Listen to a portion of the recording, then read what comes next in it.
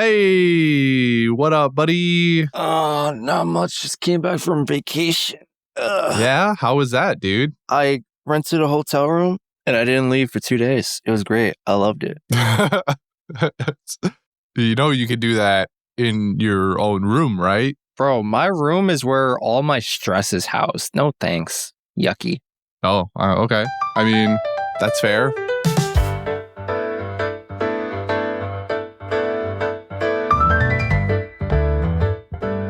Bro, I go to a hotel. I don't got clean. I could cook if, there is a little kitchenette in the room, but I could order takeout, room service.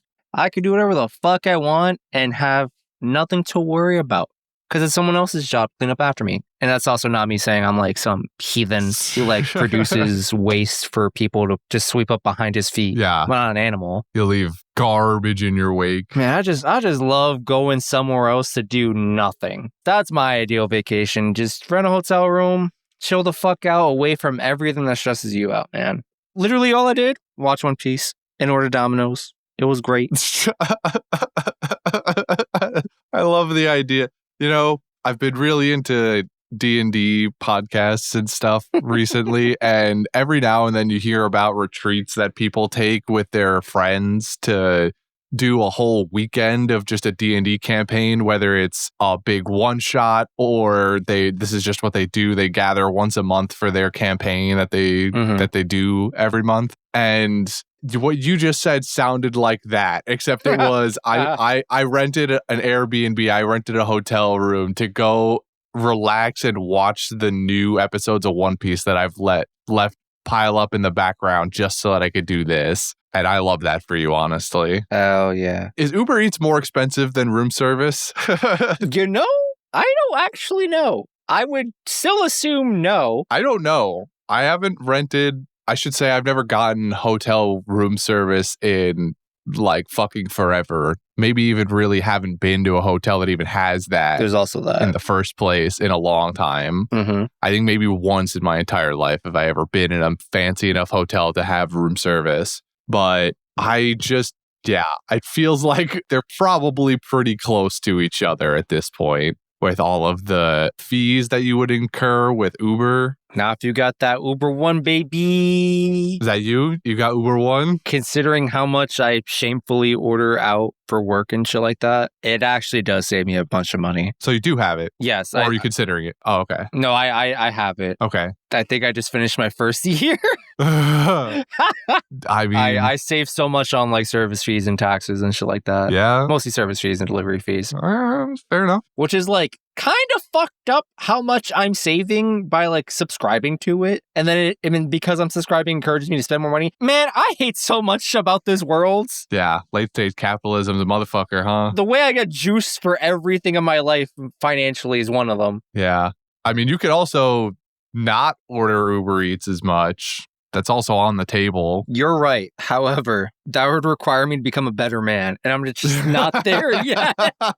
I'm just not there yet, man. Oh, no. I have many steps of progress to make before I become the type of guy who doesn't order Uber Eats damn near every day for work week. The 36-step program. Oh, man. All right, well, I assume that your lovely weekend vacation One Piece binge didn't include these episodes. No, of course not. That would be mildly responsible of me. No, I just did a bunch of recap bullshit and jumping around. Doing work on vacation? No. Oh, so wait, you weren't even catching up on like the new? No. Well, like, okay, new for the podcast? No. New? Yes. Like the newest episodes of the show itself. Yes. That's what I assume you were doing. Okay. Yes, that is correct. Okay. You scared me for a second. You were like, just, like recap stuff. I was like, what the fuck are you talking about? Like, did you just go and watch non-canon recap YouTube videos? Like, I thought you were catching up on the show itself here. I caught a bunch of anime, actually. Man, shouts to Spy Family. Love that shit. I gotta get on that. There's a lot I gotta get on, but that's one of them. All right, Justin. Well, are you in for the summary or am I in for the summary? Yes, sure I am. Oh, okay. He's excited. I'm ready. Okay. So don't let me stop you. Okay, this week we had a bunch of cool points of interest. We got ourselves a Poneglyph in Kaido's possession, right under Robin's nose. We got the Big Mom pirates approaching Wano's border, as well as the lavish political happenings over at Orochi's mansion, which is apparently guarded by ninjas. But who cares about any of that shit? We got Power Ranger Sanji and motherfucking dinosaurs on deck. These episodes were for the boys. Espionage, fisticuffs, and giant lizards. It's Christian's favorite set of episodes so far. He told me himself. Man, I'm so excited I can't even think straight enough to relay any more concise facts to summarize for y'all. You'll just have to listen to his ramble to get to the rest of the details. All right. Motherfucking man, where's Devin? Where's Devin for the dinosaur hype? I know. It's unfortunate that Devin is not here for this one. I bet he would have liked it. My man's actually at work, and it's a fucking tragedy. Motherfucking dinosaurs, baby! Motherfucking dinosaurs! We got Allosaurus, Spinosaurus. Dino Rangers. Absolutely. Man, I mean, we'll get to it, but Christian, let me tell you, Mhm. I was not a manga reader for a long time when these episodes are coming out. I did not read this section in manga form. I started picking it up like a little bit down the road to catch up with the hype of chapter 1000 when it was coming out many years ago. And man, watching this episode for the first time, not having watched Whole Cake Island, asking myself, what the fuck is this can he just pulled out of his robe? And then he gets a motherfucking Sailor Moon transformation sequence. I was like, what the? We got Power Rangers in One Piece. This is awesome. Then someone had to explain to me Whole Cake Island lore, and I was like, yeah. Hey, I don't give a shit about any of that. I got Power Rangers. Fuck. I love that because you skipped Whole Cake. This is your first interaction with the raid suits for Germa. That's incredible. So you just why does motherfucker Sanji, he just love cooking so much? You pull out a can of soup in the middle of this fight? What's going on here? About to serve up some soba soup to this man's face, and then it's a motherfucking raid suit. Oh, wow. It was a good time to be a One Piece fan. I mean, it sounds like it was a good time to be you specifically. Some people would disagree. I would not. I think you got a very unique kick out of that. Yes, I did. It was a good time. I need to hear your thoughts, man. I'm so excited to hear about your hopefully equal level of excitement. I really enjoyed these episodes. I won't lie. Extra dinosaur hype. Yeah, we got a return from Diaz Drake.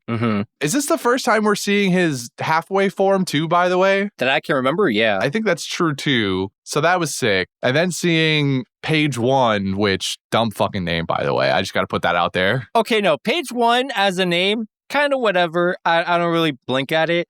Having your name tattooed on your chest, that's dumb. Having your name tattooed across your chest is already dumb, but when your name is Page One, it's like extra dumb. Yes, that is true. Who the fuck cares?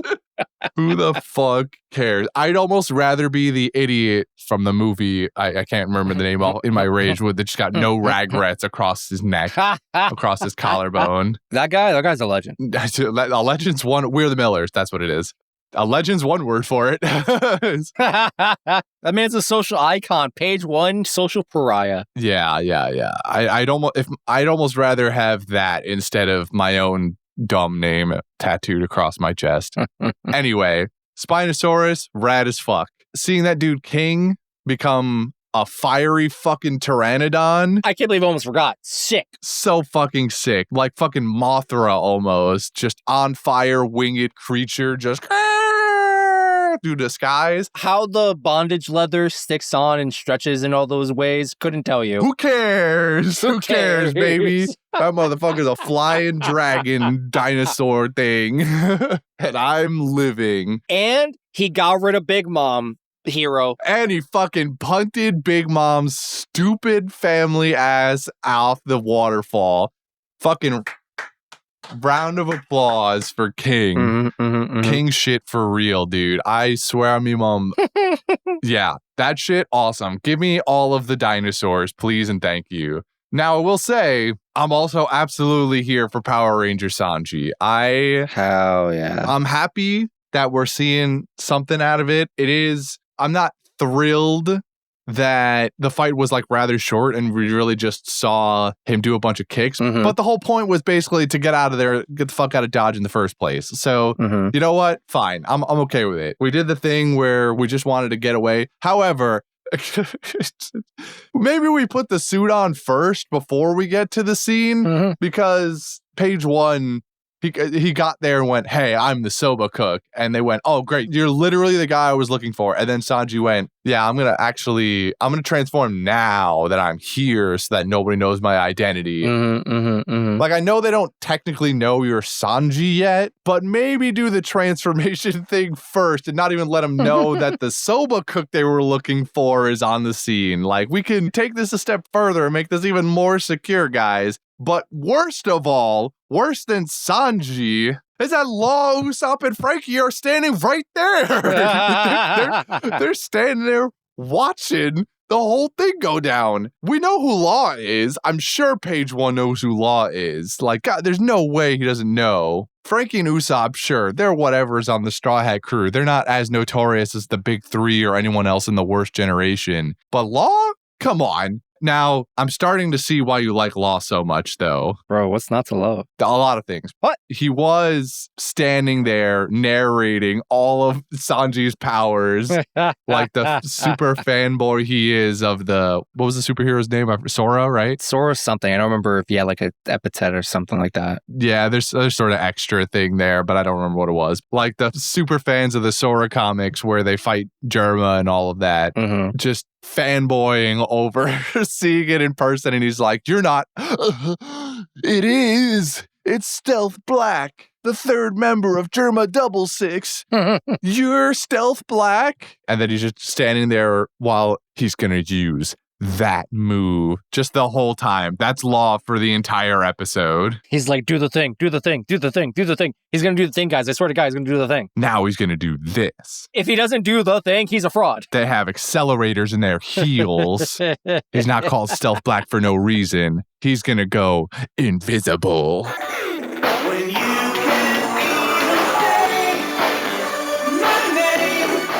and then Sanji goes invisible. And then Sanji goes invisible inexplicably, like has no idea how he even did it either. He just shows back up in reality and goes, "How the fuck? What just happened?" It's great. If anyone ever wanted to know what I look like or sound like whenever I am engaged in one of my super niche interests, most likely wrestling, this is it. This is me. Pull up a clip of Law talking about Stealth Black. Or really, it's that other guy from Capone's crew who was into the comics. That's probably more accurate with the long tongue. No, not Gotti. Long tongue guy. Was it Gotti? No, that's not him. No, he had a different name. Big ass hands. I don't remember. Lelo. Yeah. What the fuck is your name, guy? Big hands guy. I remember the name Gotti, but I don't think that was him. Vinny? This is like start with a V. Vito, that was his name. Vito. And it was not Gotti. Gotti was a different guy on the crew. That I remember. Yeah. Vito. That's more like you. Law was very calm in his demeanor ultimately with Wait, what the fuck? his descriptions of it. I think if you were talking about wrestling to someone and you were really letting yourself get into it, you're a Vito for sure. I don't know if I should be offended or not. I feel like I've been slighted. I don't feel like you're slighted. I think you're very, much more enthusiastic about it than Law is. I don't think Law does you justice. I think Vito does you justice in the level of interest you show. I feel like Law is mostly just like in a state of shock. He's like, "Oh my fucking God." It's like if I saw my favorite wrestler in person, like 5 inches away from me at like, I don't know, ShopRite or something. That's probably true. Yeah. Yeah, like surely it's just Law, like not necessarily holding himself back, but he's like damn near stun locked. Yeah. Vito is you when you're talking to your friends about wrestling and get into the 40-year lore of it. And Law is if you saw John Cena just out and about in public one day. Well, actually, you wouldn't see him because you can't see him. But exactly. So I picked like literally the worst wrestler to make that reference to. But okay. But real talk on the subject of John Cena, which is so not relevant right now. John Cena is allegedly retiring soon. He's got like, his last scheduled days. He just had his last weekly television appearance, allegedly, if I understand correctly. So allegedly by 2026, he's donezo. And so I'm just asking myself, once John Cena retires, can we finally see him? Does like the magic just disappear? I don't know. We'll have to find out, I guess. I guess we'll find out. Honestly, I thought he was done with wrestling. I thought he had fully moved into his acting career at this point, but He did, and then he came back. I mean, he always comes back. they always come back. No wrestler ever actually fucking retires. Don't ever believe them. They will always come back because they'll probably spend all their fucking money and go broke. And they're like, damn, those royalty fees from this company I worked for 20 plus years ain't cutting it. Hey, you guys got a job for me? You guys need a new heel? Yeah, exactly. Literally John Cena, though. So yeah, I mean, John Cena also has, or had, no, he definitely has like millions and millions of fucking dollars from Absolutely. fucking the Peacemaker show, plus all his movies that they don't even need to be good. He's just John Cena. They'll just pay him money. Mm-hmm. So he might stay retired.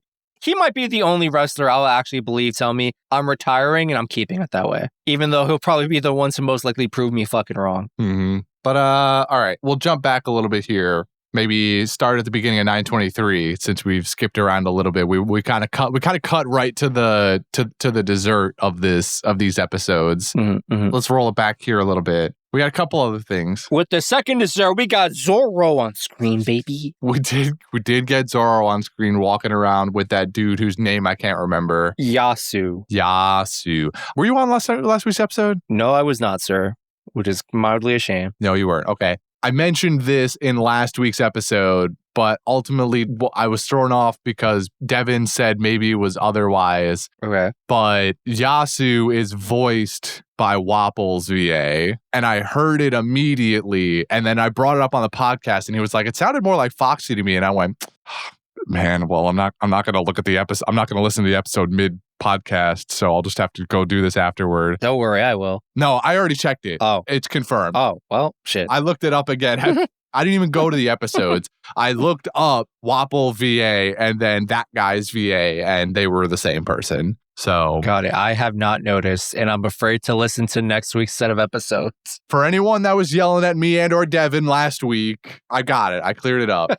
I probably heard about it from somebody in the Discord by now, but whatever, man. I got it. These ears don't lie. They hear Wapple from a 4 mile away. I know what my sleep paralysis demon sounds like. You can't fool me. I fucking know what my sleep paralysis demon sounds like. Fuck you, Devin. You'll never listen to this episode, but I'll tell you next week when you're hopefully back on. He lied as easily as he breathed. I'm not going to remember to do that. But yeah, so we got Zoro walking around with Yasu into little old Ebisu village where everyone is very happy-go-lucky and they just like having a grand old time. They don't let a little bit of poverty get them down. They're alive. If you're alive, you can be laughing instead. Brother, couldn't be me. Those people are so much stronger. I am beaten down by the hands of poverty every day. By the hands of big capitalism. Yeah. I mean, it's a nice little town. There was that moment, too, that happens a little bit later when we cut back to it where the little girl hands Zoro the cup of water, and because they finally got good, clean water, and courtesy of money that was given to them by a Robin Hood-like figure whose name I did not write down. Do you know that guy's name? Ushimitsu Kozo. Ushimitsu Kozo is the name of the Robin Hood guy. Yeah, so he's a get from the rich, give to the poor. My hero. There goes my hero. He's ordinary. Watch him as he goes. So he's a local Robin Hood, gave him a bunch of money. They used it to buy stuff that they need, including clean water. And the little girl giving Zoro the water was so cute. It was cute. I thought Zoro was going to try harder to just be like, nah, I'm good. You guys need that water. I can drink the contaminated shit. But then he took it and he drank it and everyone was cheering and happy and laughing even harder. And it was a nice little scene. I'm still wondering what exactly we're going to get out of this. It seems like this is just going to be a random rendezvous point because at the end of these episodes, Law, Usopp, and Frankie are heading to Ebisu Village. Just kind of inexplicably, it just, I guess, is the closest village that Law knows of that they might be safe at. So they're just going to randomly run into Zoro chilling here. And we'll see if maybe there's something more to this village than meets the eye. But for now, it's just a little village of laughing people laughing in the face of poverty, basically. Hell yeah. Good on them. Not letting life beat them down too hard. Yeah.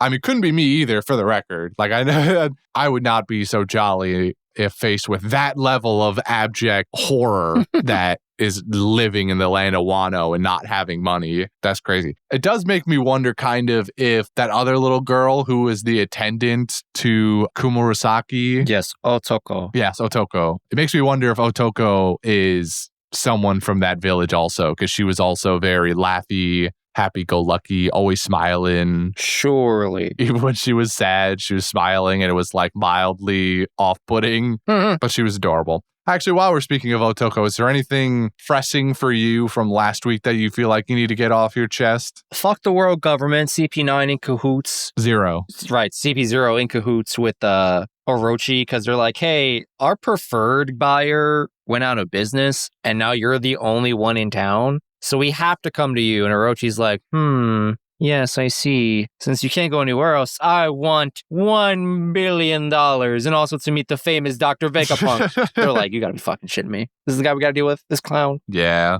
Opinions on Komurasaki? You know, so far, seems like a woman from hell. And the way she just absolutely mistreated that poor guy, financially just stripped him of his life. Poor guy. I mean, he's a cold stone murderer. He was a murderer? I don't remember that. Okay, buddy. I remember him being like an idiot who was like, damn, I really want to free this woman so I can marry her. No, he was like taking people's money and razing their houses to the ground when they didn't pay him. He's like he's a bandit guy.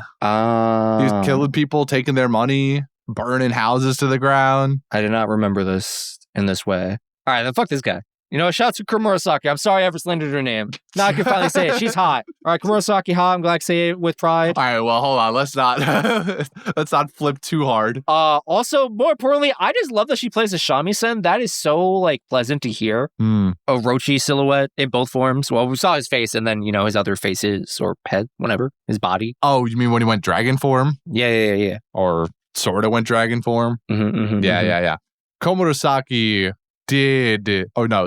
Brendan gave us another little tidbit about the guy whose name I think was Bingo. Yeah. There's a moment in those episodes where his wife just says that she's going to leave him because he's getting rid of all of his money and giving it to Komurasaki. In the manga, apparently, he just straight up sells her off. What? For money. What? Yeah, she doesn't leave. He just literally sells her off, and maybe his kids too, or I don't know. Oda? Hello?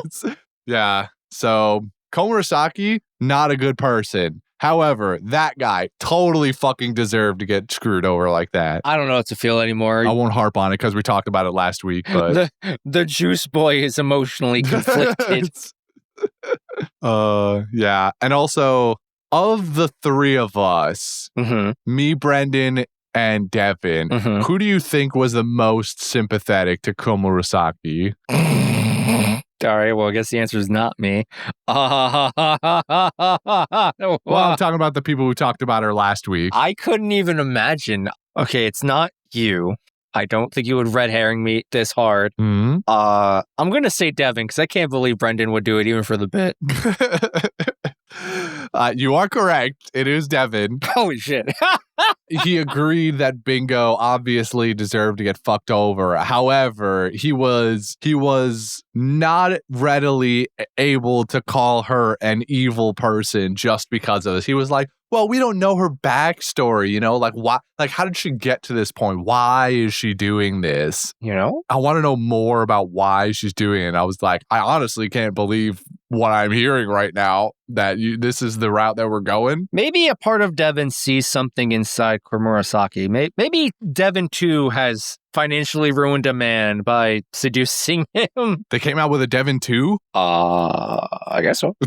You said Devin 2. That was a dumb joke. Skipping over that. I have no doubts that we'll probably get some kind of sob story about Komurasaki and how she ended up in this position of power as an Oiran and all of that. But so I'm not going to completely write her off. But right now, for what I know, she's pretty fucked up. She's a pretty fucked up person. You know, because I'm sure she's done this to people who didn't necessarily deserve it. Maybe she did. Maybe she's the Robin Hood of courtesans. Maybe she's only fucking over the guys that she knows are pieces of shit and deserve it. But that remains yet to be seen. Did Brendan ever explain what Komurasaki's like position is exactly? Because I'm not certain I fully understand it myself. She's basically she's considered the most beautiful and desirable of all the courtesans, which gives her her own title of Oiran. Mm-hmm. And then it more or less allows her a certain degree of power within the brothel or, house that she sold off to or works in, where she can choose clients, she can refuse certain clients if she doesn't want to engage with them or whatever. So basically she's the top of the food chain for the hired women workers, courtesans there. I see. Because in my head, I'm just here like, so is she just like a prostitute? And like, well, yes. Okay. That's what courtesans are. They're prostitutes. My brain was like, okay, maybe I feel a little bad for her because she's a prostitute and, she got to hustle to like, survive. So, fuck bingo. And maybe, one, he did deserve it. And, maybe Komurasaki not so much a bad guy, Bad gal. Maybe bad gal don't mean she a bad gal, Right. No, yes. That is a courtesan house. That's a prostitute house. All the women in there are for hire for sex work. And Otoko was just presumably bought to be her assistant, but like, I don't know, I always interpret it as like, hey, assistant, you're like my trainee. I don't know what that's about. All we know is that she's the handmaiden or whatever to Komurasaki. I don't think we got anything about her. Mm-hmm. It's probably safe to assume that she was sold into that position, but yeah, otherwise we have no idea. I saw Red Light District Arc and Demon Slayer. I know things. I learned much about Japanese red light district culture. But you still asked me if they were prostitutes. Like you were like, I'm not really sure. Listen, I needed confirmation, right? Mm-hmm. Demon Slayer wasn't enough for you, huh? Didn't trust in your knowledge. It wasn't on the nose enough. Too many demons. Too many demons. All right. We saw Zoro, we saw Okabori Town, which surely is just a one-off instance. Nothing will happen here. I know we just said Law and Company are meeting here with them probably. Probably not an important town. We're just going to keep moving on. Okabori Town, who? Never heard of them. This is Ebisu Village. Oh. Okabori is the other one, right? Where Kinemon's wife is. Ah, yes. Okay, yeah. It is, and I quote, poverty-stricken like Okabori Town. Oh, yeah.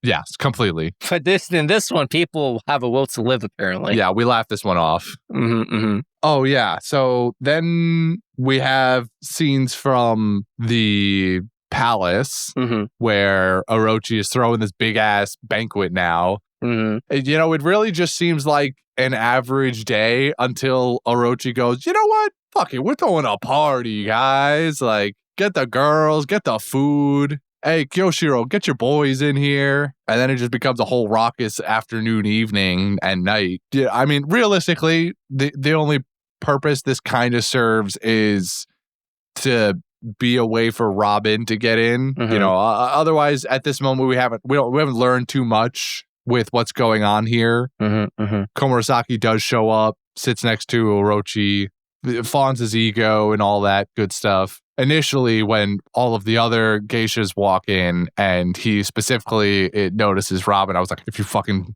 one hair on Robin's head, I'm coming for you myself. But, however, Robin's got bigger problems now because she sneaks off and she gets caught by the Imperial Ninja Squad, which the whole fucking gang rolled up on her, by the way. There's like 8 of these ninjas, all looking pretty cool. All look pretty dope in their individual outfits. Very stylized.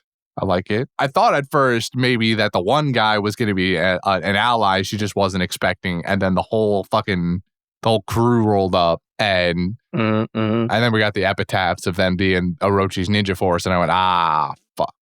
Just let Robin snoop around a little, guys. She's not hurting nobody. She's just here to look for some poneglyphs, man. That's all she wants. She's just a geisha lady who got lost, bro. Nothing to see here. That's it, man. She just needed to use the restroom, the little geisha's room, and that's it. Oh, and Brooke also found something, too. Either a whole ass Didn't he find the poneglyph itself? He says poneglyph, so presumably that means he found a poneglyph. It could also be maybe a room where they make poneglyphs and there's like an incomplete one sitting there or something like that. We're about to get the fattest red herring where Brooke says the word poneglyph. Go in there. Oh, it's not actually a poneglyph. It just looked like one, I swear. Yo!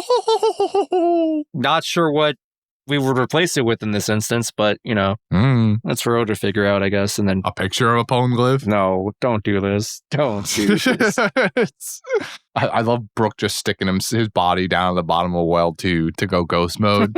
What else we got? Tell us more about the Big Mom pirates happening over here. All right, so they were making surprising amount of progress going up this waterfall, fighting off, the beast pirates and what have you. Queen was there, like, on a ship, I believe. No. What was Queen doing? I know he had surveillance. I don't remember if he was, like, out on any of the ships. Was Queen one of the other guys on Kaido's crew? Yeah. I think he was still... Yeah, one of the literally bigger people. I think he's still in headquarters or something. Okay, so Queen was just somehow on cams. He's on comms. Yeah, he was on comms, trying to pass the play like coach. And Big Mom just, I think she just made him obsolete through one meeting or another. So King was like, man, what the fuck you guys doing? This should be easy peasy because I got to take care of the ship myself. And then he fucking does. All he does is just fucking fly around at the speed of sound with his fucking fire dactyl wings, which, listen, I don't know anything about fucking pterodons or anything like that. I don't know fuck all about dinosaurs. But why does my man, one, just randomly catch on fire, and two, seemingly have fucking jetpack boosters? Like, it seems like he has thrusters when he's flying, and it's kind of funny, but also leaves me with a lot of questions. Well, let me assuage some of your fears here. I can assure you, at no point in history did pteranodons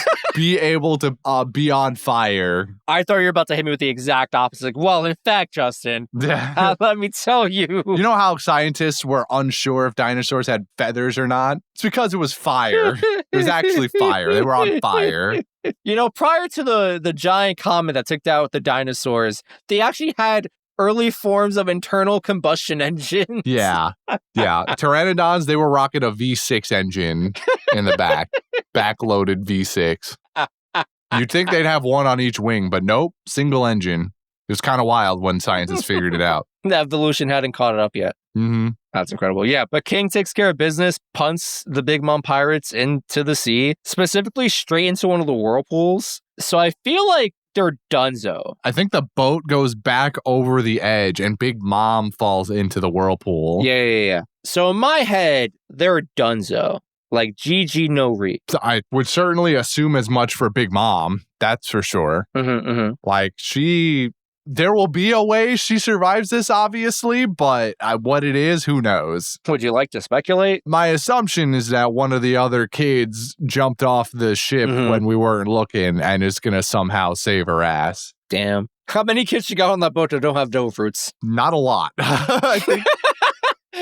If I remember correctly, I think Brendan even went over this number where like 2/3 of them have devil fruits or something like that. I don't remember specifically. That's incredible. Like 50 or 60 of them, maybe. Who knows? The odds are not in her favor. No, but maybe she doesn't need it. Maybe some of them could save her from the surface. I don't know. We're about to get a fucking bullshit flashback in like 30 episodes where fucking Zeus just came in clutch and saved her ass. I'd be mad. Not anyone but Zeus, though. Like, come on.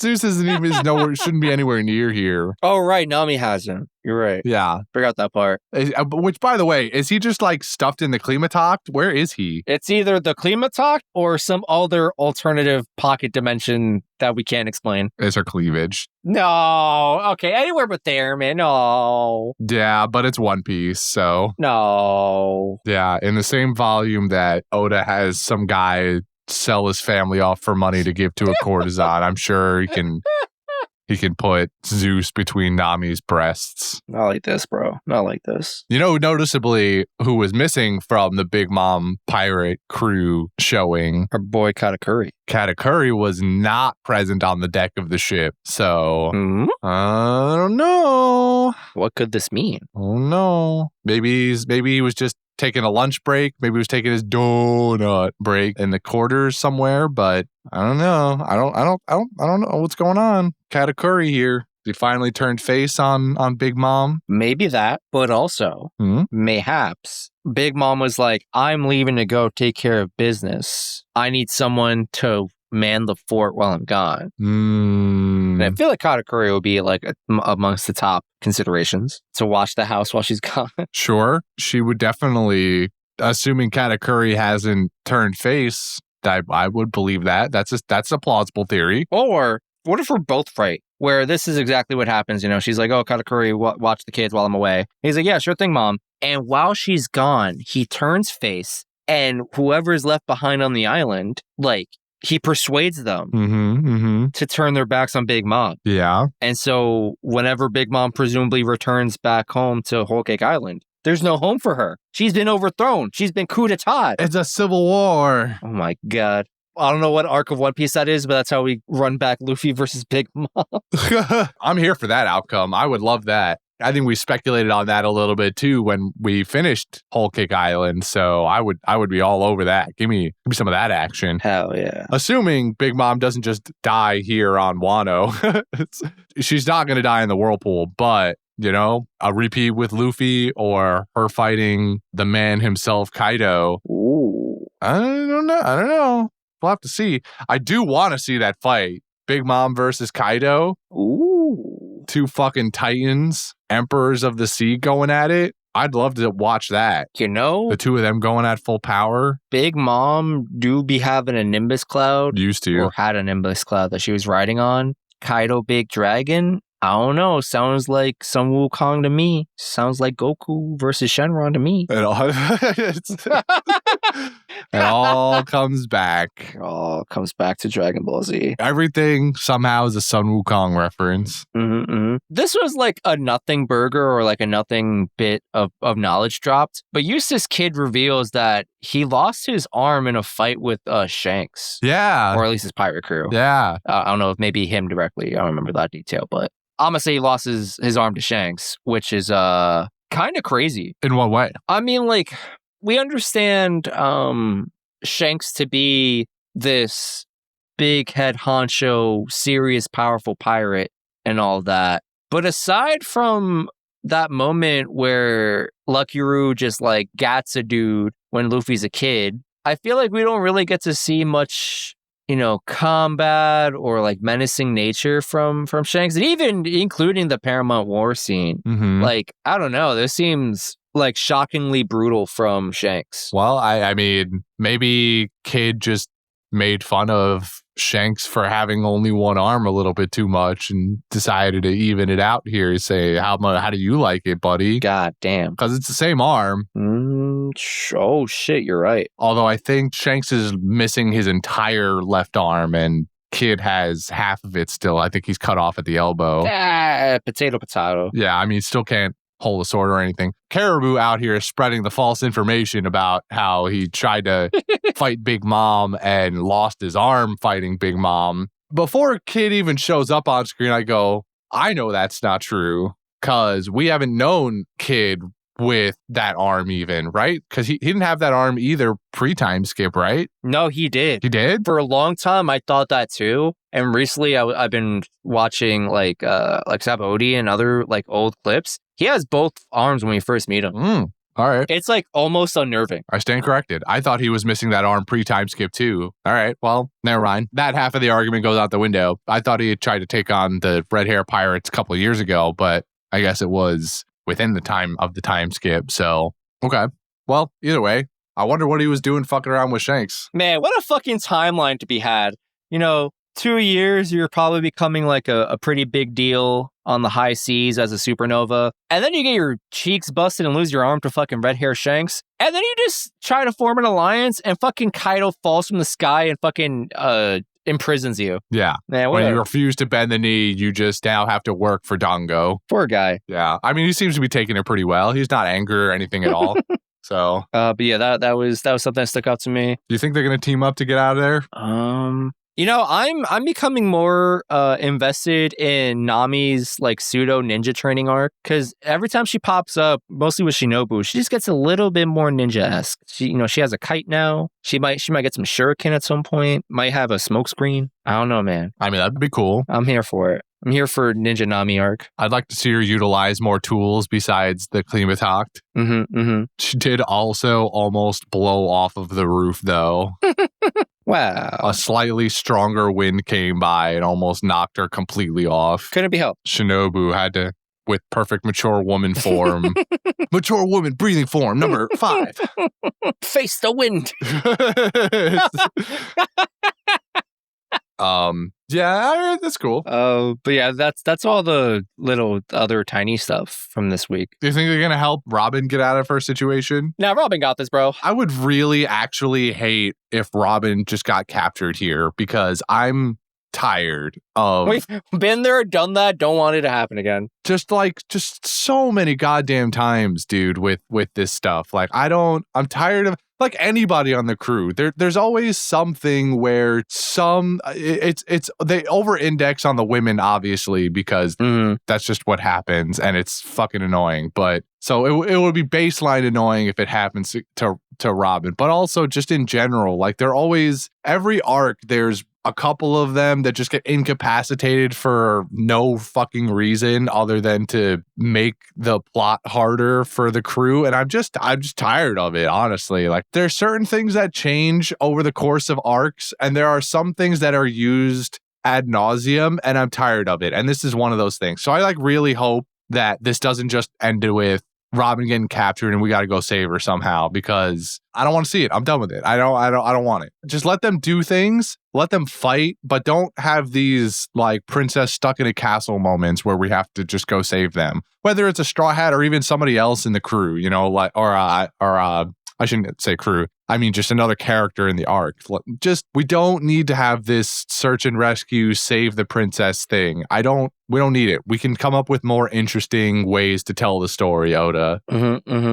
So I do hope, because Shinobu and Nami are there, that they can, and Brooke for that matter, they can help her get out of this situation somehow. Nah, she got this, bro. She about to 1v6 so good. That would be cool too. Yeah, I want more Robin combat scenes. That's one thing we've been severely lacking, and that I know people have complained about too in the community as well.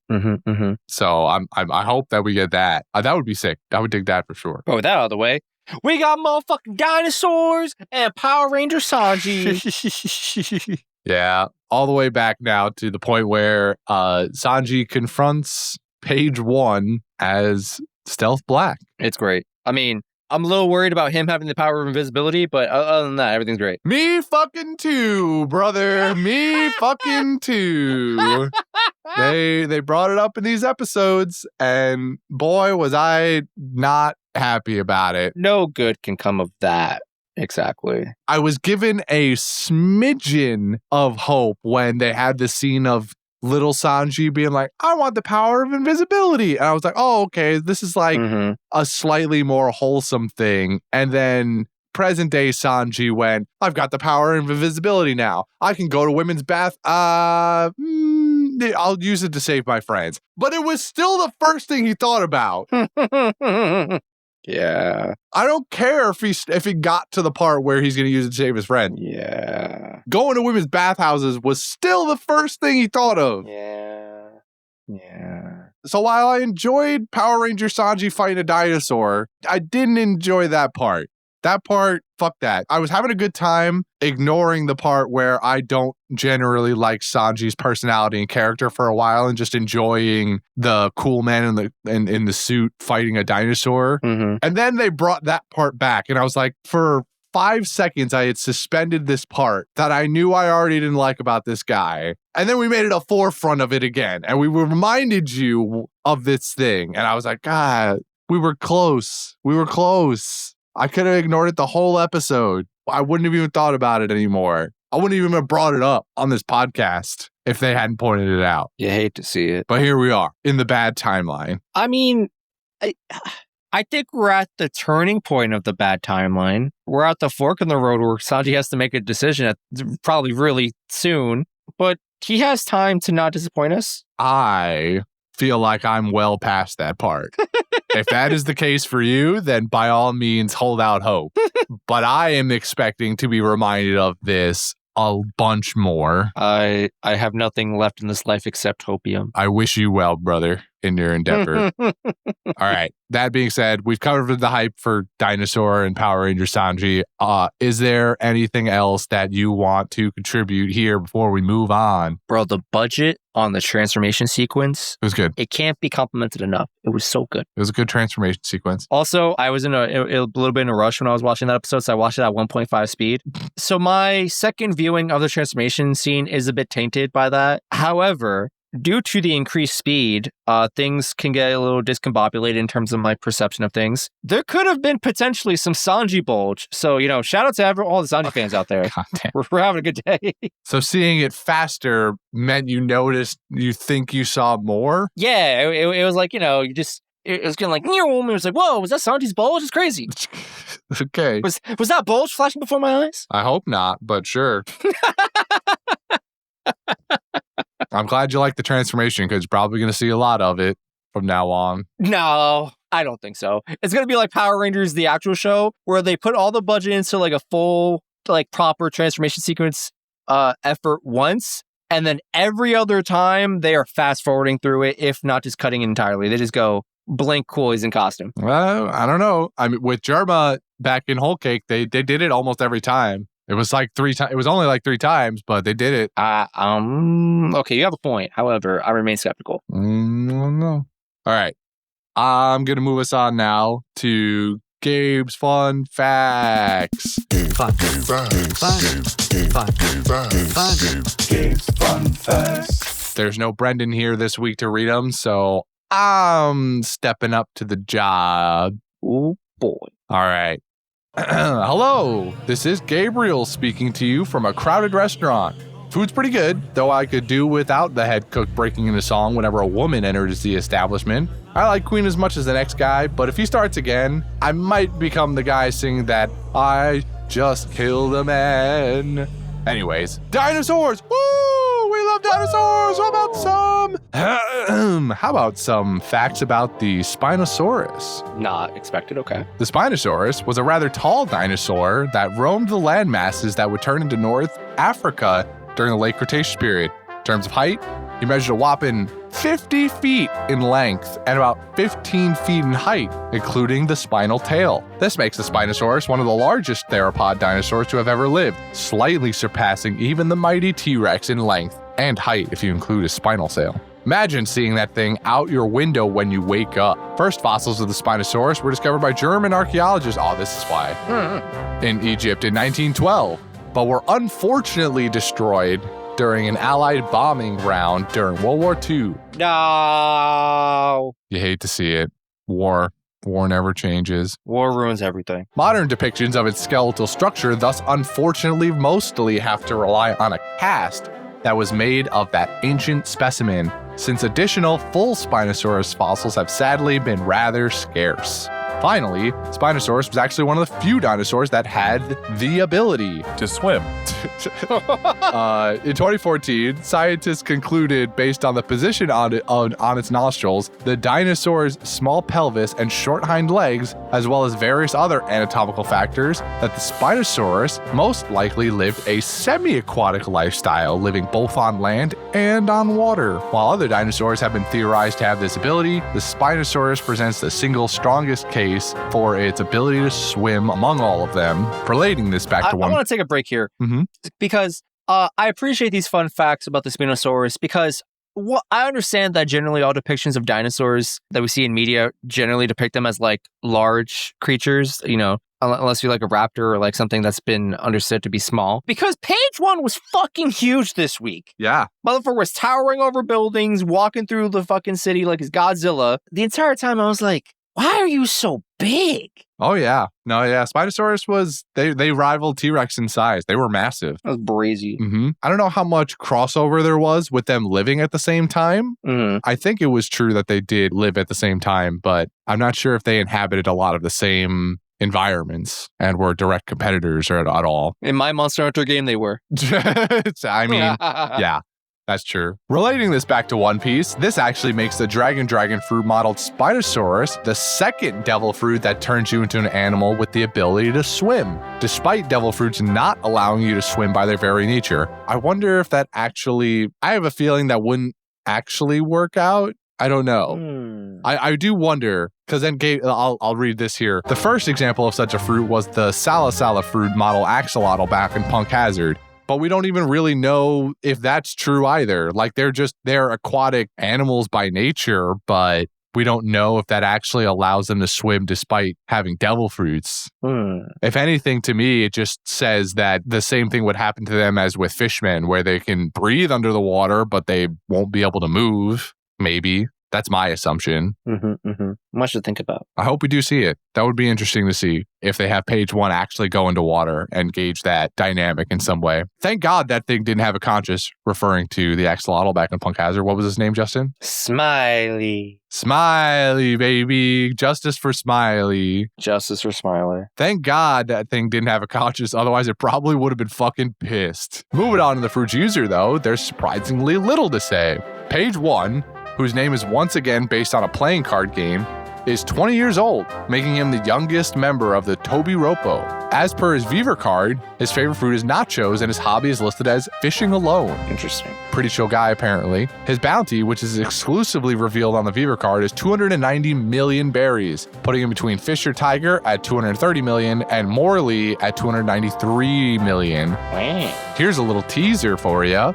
This is actually the lowest bounty among the members of the Toby Ropo. Make of that what you will. Oh, no wonder he got dealt with by Sanji so easily. My man ain't shit. He didn't even really get dealt with. He was fine at the end of that. Man, he was getting his ass beat, all right? I don't know what card game page 1 is based off of. Can you try and find that? Okay. The others, like Jack, King, and Queen, like those are simple. You know, they're literally based off of the playing cards. But page 1, I don't know what the game is. Wait, is this real? Hold on, I want to do a little bit more investigating, but apparently it's a real game. It's just called page 1? Apparently. Oh, okay. I type page 1 and there's tutorials on YouTube. There's dedicated websites and such. Oh, all right. Well, while you do that, I'm going to continue on. Moving on, here's a couple facts about the mysterious, illustrious Soba mask. While all the raid suits resemble the suits worn by characters in Super Sentai shows and Power Rangers by extension, Stealth Blacks most closely resemble the powers of the Black Ranger in the show Power Rangers Dino Thunder. Woo! I have no familiarity with Power Rangers, so I leave the floor to Justin for comments on this. Shout out to the legendary Tommy Oliver / Jason David Frank, also R.I.P. Jason David Frank, you are missed by the community. R.I.P. R.I.P. Was Dino Thunder one of your tops among Power Rangers? It was pretty top tier. Dino Thunder came out when, how old was I? I was probably like middle school age, give or take, maybe a little younger than that. But it was in like a sequence of Power Ranger seasons that I thought were pretty peak. So yeah, Power Rangers Dino Thunder back in the day, it was part of a pretty hot streak of seasons for American viewers, where the season prior you had Ninja Storm, which is banging, also probably had one of the best intros ever. Then you got Dino Thunder, which was another legendary season, great opening, banger, just overall cool season. And then the season after was Power Rangers SPD, which was pretty cool. I didn't personally like it that much, although it's very well reviewed by the community. And for a show that was clearly propaganda, it was pretty good. They had a robot dog, and then their leader, like their boss, was just like a humanoid dog. Yeah. Who had a samurai sword. It was lit. Friend of the show, Isaac, was telling me recently about SPD and that dog boss guy was like literally the best character in the show and everyone loves him. Truly the best character. Literally 1v100 upon his debut. Excellent. Good times. Excellent. Do not look up his Japanese rendition. The prosthetics ain't it. Oh. The American series did it so much better. The one time Americans do something right. Actually, though. Truly. All right. Oda drew all of the Straw Hats in raid suits for a color spread during the Whole Cake Island arc. And Gabriel has very kindly produced a image of them for us here on the sheet here, and it's very cool. Oh, look at that. Jobber got a little tank. Pretty sick. Yeah. Kowalski, zoom in and enhance. Why is Luffy riding a tiger? He's riding a tiger mech floaty thing. Okay, so for the audience at home, Luffy's riding a tiger in his own raid suit. The tiger doesn't seem to have back legs so much as his legs have been replaced by like a motorcycle wheel. Yeah. And then the front half of the tiger has paws or hands, whatever you want to call them, and they're holding what looks like a shuffleboard. In ice shuffleboard in the Olympics, they have like that big stone thing that they have to slide across the ice, and then they have to get it to the goal or what have you. Yes. It's like the tiger is holding on to two of those. And that's how he maneuvers around. He just kind of glides Yeah. on this rainbow road they're on. They look like those, but they clearly have that hover technology that the boots have. Oh, you're right. I didn't even notice that. I didn't scroll down far enough. You're right. They are also just hovering over the air. It's pretty sick. But Chopper has his own little personal tank, which is kind of cool. Chopper's got a little tank. Frankie's looking beefy as hell. Frankie looks like he's the main villain of whatever this storyline is. He does kind of look like he's the villain chasing after them. It's true. I like whatever Robin's got going on back there with that device she has. I don't know if I call it a staff necessarily, but it's something. Yeah, she's some kind of spear thing going on with a black cape. Mm-hmm. Nami's looks like she's literally dressed in Reiju's equipment, which is kind of lame, honestly. But just an orange. It's just orange. Yeah, Brooke looking pretty sick. Brooke kind of saucy, bro. His fucking hair is on fire, probably because Sanji's on fire behind him. But whatever, I guess. And the pose, it's the pose. Something about the gray uniform with the black cape and everything. My man's aura farming. Yeah, the Brooke's super aura farming right now. And Usopp's doing kung fu. I'm not going to lie to you. Somehow Zoro looks kind of mid here. He's doing a very basic pose. He's just standing there holding a sword behind his head. He also looks a little bit too much like Green G, and I don't like that. Dude, give him the hair, and that's Green G all the way. It's like almost no discernible difference aside from swords and the scar on his eye. Yeah, even the face is evil like Green G. Yeah, I don't like that. Also, I don't love Sanji in blue. Not here, at least. Sanji's blue here for some reason. Was Blue G had blue hair. Never mind. Yeah. And Gabe notes it here. Sanji's outfit here is notably different from his look as Soba Mask, mostly because he occupies the role of 5th Straw Hat instead of 3rd Vinsmoke in this instance. Interestingly, Luffy's outfit was actually an unlockable costume in the game One Piece World Seeker. That's actually kind of sick. Though it provided no abilities beyond cosmetic changes. Finally, let's cover some manga to anime differences. Toei invented that entire flashback that Law had about the Sora comic. Stealth Black's suit is never actually shown in the manga, meaning that the incongruity between the comic and Sanji's raid suit is anime exclusive. Wild. Wait, I think I'm confused on this. Does Sanji's raid suit look like it does in this cover image? Just black? Oh, I guess the manga has no color. I understood this to mean the raid suit for Sanji never made an appearance in the manga, and therefore this is the first time it was ever displayed. And that any potential lore that Law spouts off is anime exclusive lore mumbo jumbo. Okay. Which I believe. I don't see Oda dedicating any type of paneling to Law fangirling in the back. Right. Well, I think my hang up was the look difference between what it looks like in here in the manga and the anime. Like, is that different or I don't know. But basically, I'm confused about the line where he goes, Stealth Black suit is never actually shown in the manga. Is he talking about the manga One Piece or like, because then he says, meaning the incongruity between the comic and Sanji's raid suit is anime exclusive. So I'm like, is he talking about the way Stealth Black looks in One Piece manga or Sora manga in One Piece universe? Yeah, that's the weird disconnect in my head. I'm not sure what it is. Because I'm assuming it says Black Suit is never actually shown in the manga. But I assume, because I'm looking at it on my anime screen right now, that Stealth Black was also drawn in the manga. Like, Sanji looks like he does in the anime as he does in the manga. It's just the difference is in the Sora manga or comic, whatever, he doesn't look like he does as he's drawn here.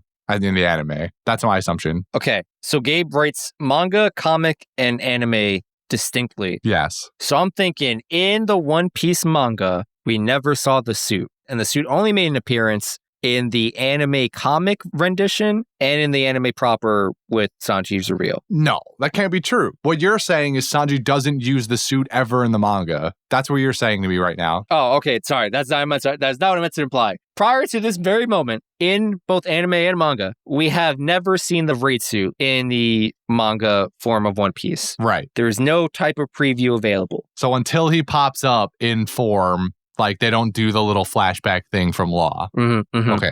Okay. That is my understanding of the sentence. Okay. I think I've got it. We did it. Sanji is never seen blocking any of page 1's attacks, meaning that the raid suit's metallic cape is also made up by proxy. All scenes that feature Luffy were also made up. Luffy never appeared once in any of these chapters. This also means that Luffy never actually heard about Tama being alright from Raizo. During the scene where Kaido listens to his subordinates for their status update on Big Mom, the anime actually presents Kaido in a much calmer fashion. While he remains completely composed in the anime, he actually violently lashes out at them in the manga upon hearing their updates. Guess he wasn't too big of a fan of how long the whole Cake Island arc lasted.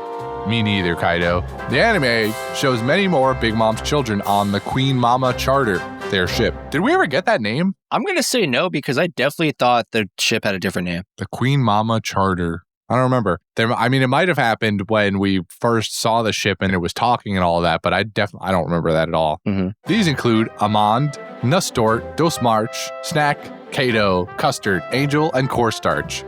Additionally, the anime also shows Broye, Compote, and Tablet, who are only revealed to be present later in the manga at a later point. Don't worry, this won't be important. Sanji leaving the battle scene at the end of the fight is also made up by the anime. The manga never actually shows the conclusion of their battle, leaving the results up in the air. All right, interesting. What the fuck? Given that the anime doesn't adapt it as such, I'm sure you can imagine how important the detail is to the overall story. I wonder where it even stops. Does he do the kick from the atmosphere and then they just don't ever come back to it? Maybe we don't even get a kick from the atmosphere. Maybe they're just like, oh, he's fighting him. Anyway, over in this part of the island. Yeah, we just cut straight to Ebisu where Law meets up with Zoro and all that. Finally, and most importantly, in the scene where Big Mom arrives, Kaido was wearing a shirt in the manga, while in the anime he doesn't. God bless Toei, didn't think they could do it. Anyways, that's about all for this week. This damn cook is broken out into Songen, so I think I know what Is that a Spinosaurus? Jesus, I gotta start running. I'll hopefully see you guys next week. Have a nice day. Lucky. Also, I couldn't imagine Kaido with a shirt on. Yeah, I don't think Kaido's got that dog in him, honestly. He's got I don't think there's a shirt made big enough for him. No, I mean, I'm sure somebody has. They got dresses big enough for Big Mom, so. Kaido seems bigger. I mean, I think he is, but somebody out there clearly is cornered. Actual giants have clothes, by the way, so like. All right, you know what? Never mind. I'm talking to my ass here. I think we make clothes for Kaido. All right, what are we doing next week, Justin? We're watching 926 to 928. All righty then. Moving on to quotes. Got anything for quotes? Law fangirling in the back. Just funny. Just good stuff. Hold up. Seriously? I recognize that outfit. That's the third member of the Army of Evil. Jamma 66. Stealth Black. Also not a quote, but Sanji transformation sequence. Mwah. Right. Very Devin-esque of you. I have two quotes.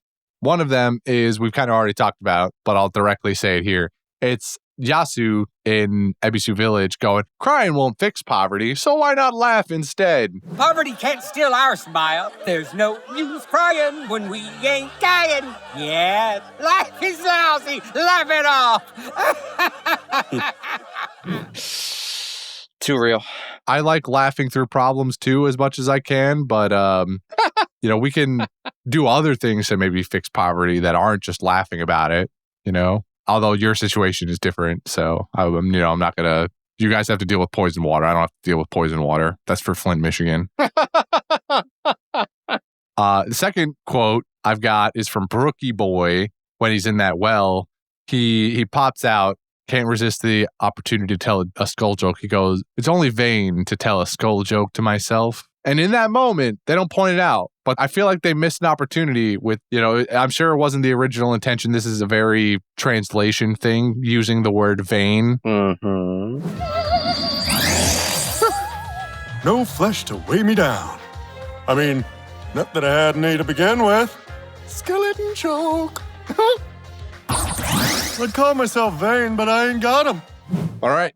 Done with quotes. We've got golden ham time. It's got to be Sanji in the raid suit, right?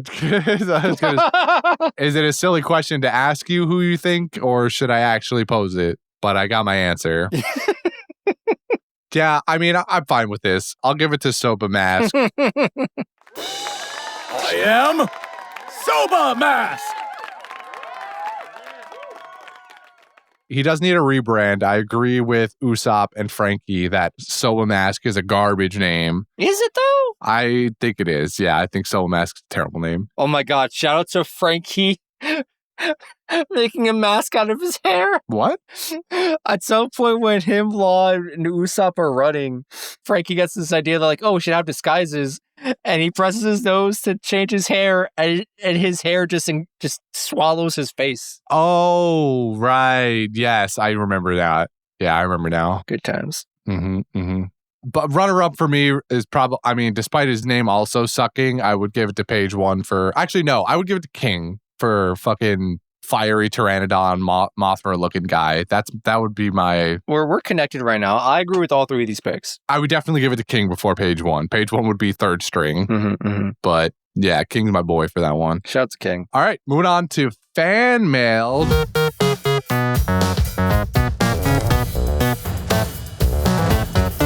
Justin, what do we got for fan mail? We got a letter. We just got a letter. Wow, this is a big email. I probably should have broken this down for myself. Anyway. Locking in. I see you've met my ex-coworker, L. Oh, God. I don't know his name either, gang. He's just always went by L. Soon after I fled the organization, he was promoted to leader of the task force looking for me. He's gotten way too close to finding me. I've put you guys in danger, so I apologize of the deepest degree. I suggest you equip the studio with weapons. Yes, even more. And rock detecting sensors. Rock? Like music? Yes. Listen, how many fucking windows have you had broken in the past month? Oh, right. Yeah, that's true. Thank you for letting me use the studio as a hideaway and a lab to do my experiments. When did we do that? Wait, we did that? Who? Devin probably greenlit it. Oh, no. I have finished and I've created a new organization called NARBPOT. NARBPOT. Which stands for... Guys, come up with shorter acronyms, please. Well, hold on. Wait till you hear what it stands for. Which stands for Nami and Robin Body Pillow Purist of the World. To resist against the corrupt Hackpoa. I don't know what the acronym means. Has many resources and the means to eliminate me and my goals. But so do I, and I'm sure the NARBPOT will prevail. We are now at war across the globe with our numbers at a strong 1,345,670 soldiers. Holy shit. All trained by Rayleigh himself. What?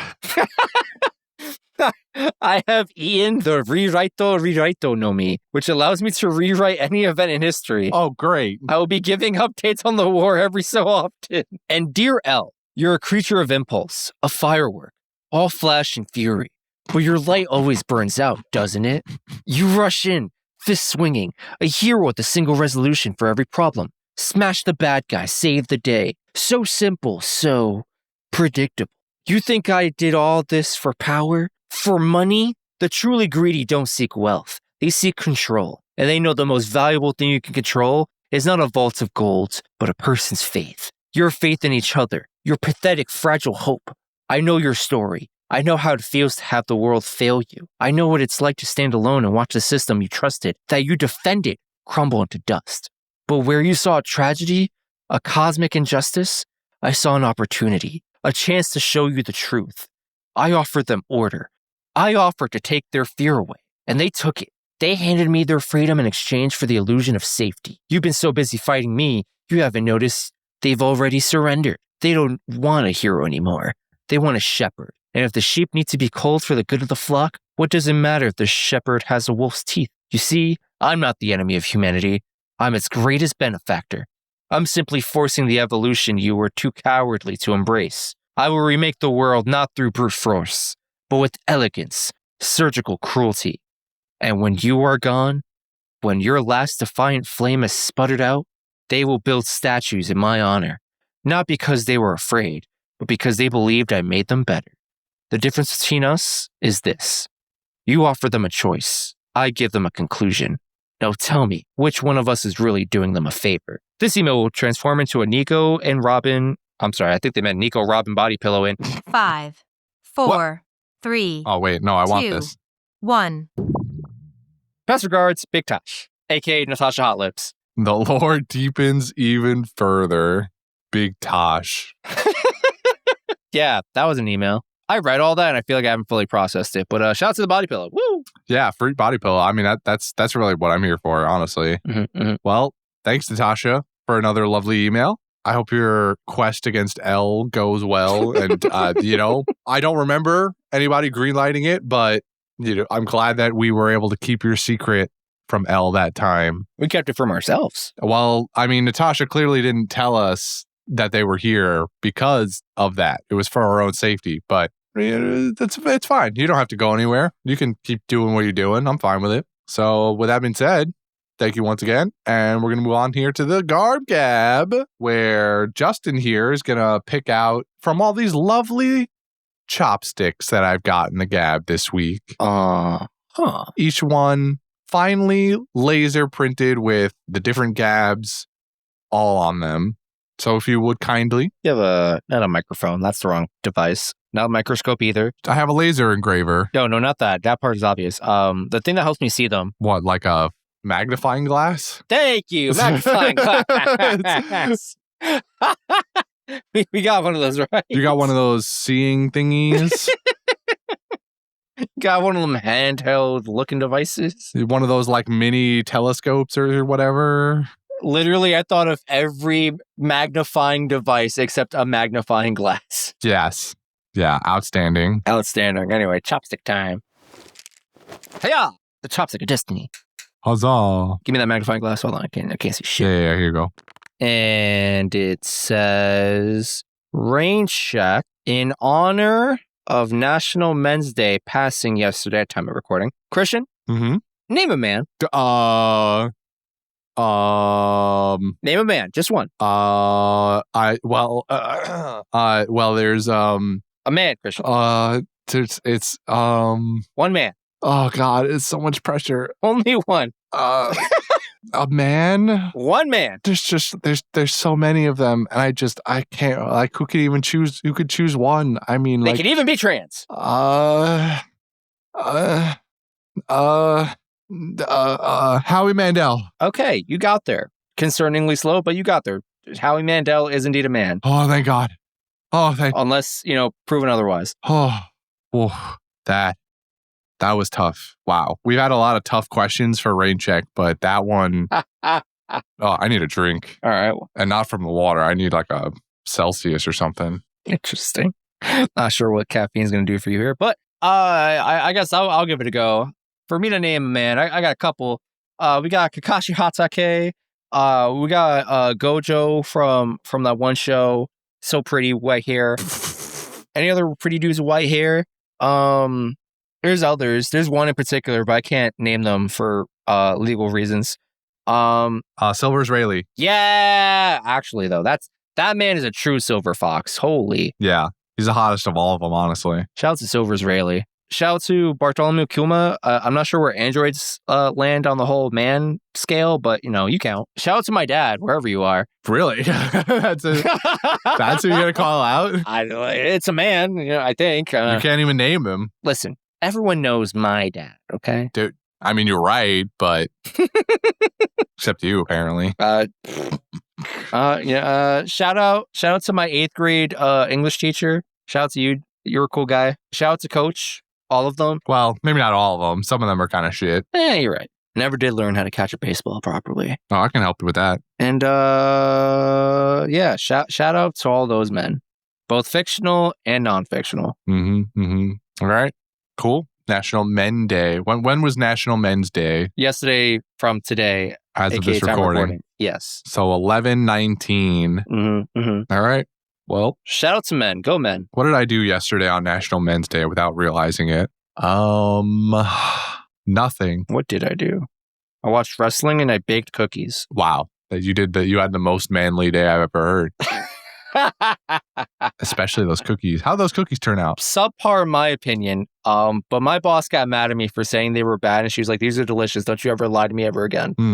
I mean, you sent me pictures as you were updating making them, and they looked good. I'll say that much. They could be better. That is objectively true, and no one could take that from me. I believe you. I bet they were still good, though. Yeah, really. Even if they could be better. After you eat the first 3 burnt ones, and you get to the ones that are like only a little overcooked, pretty good. I didn't do anything. I was here. I was home. My man was giving himself TLC, and that's the best way to celebrate you. Now, I guess probably a late request, but Dave, I don't exactly know copyright law and all that, so this is probably a really dumb idea, and ignore it if it is. It probably is. Christian, you remember? You probably know the actual proper name for it. But do you remember those really old commercials? I think they were for Bud Light. Real Men of Genius. Yeah, I need that instrumental just playing in the background. Oh, no. I don't care where, just somewhere. We're going to bring Real Men of Genius back. That was a real arc we had here on this podcast at one point. Real Man of Genius. Shout out to you, elevator electrician, for getting me up and down the Empire State Building that one time. Kudos to you. That's it? That's the only one? Hold on, I gotta think of another man. For $1, name a man. Shout out to you, my boss at the pharmacy, for paying me on time every Friday on the dot. Well, there you go. My $500 is well worth it. Shout out to you, guy at the bagel store, who put a little bit of extra schmear on my bagel the other day. Oh, you put a little extra smear. Just a little extra on the top.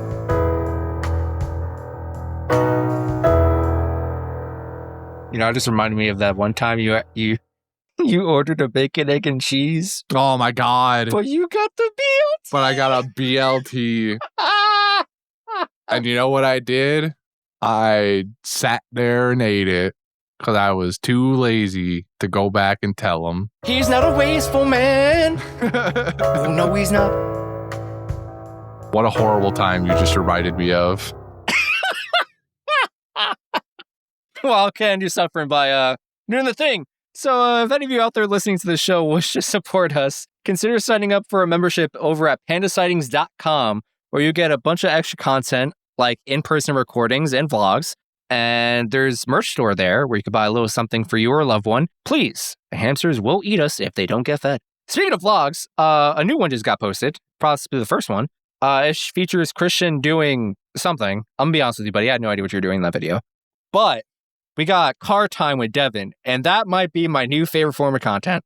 Just Devin talking to himself working on his car. Yeah. I was building a thing for cosplay. That's what I figured. Are you gonna release installments of that? Like, are we gonna get to see the finished product in terms of on episode 2, we see me putting the silhouette together. In episode 4, the final product. I don't think it'll be in installments. It was very experimental what I did, and so just the act of recording the process in general. So I did not necessarily do an outstanding job with the whole process and trying to make it as entertaining as I could.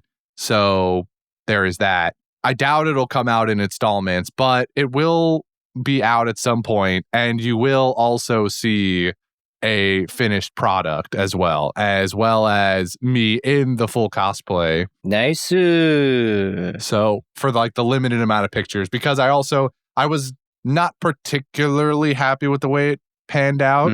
So I learned a lot of lessons from doing that whole thing, and also I started the project way too late. So I was under a lot of stress with it. And I, like I said, learned a bunch of valuable lessons in terms of making props and planning ahead of time and coming up with the right materials for the job. So I do have pictures with it of me with the weapon and the thing in the costume. What do you think? Am I telling the people what it was, or should I just leave it as a little teaser, go check out the website, go sign up for a little membership? No. Leave it as a teaser, and they'll hopefully figure it out with another episode or two. And if somehow for some reason they don't get it, then we tell them on the podcast. I'll leave it at that for now. I've dropped a little bit of a teaser. It was a weapon of some kind. Maybe that's not a huge deal. A lot of people make cosplay prop weapons, but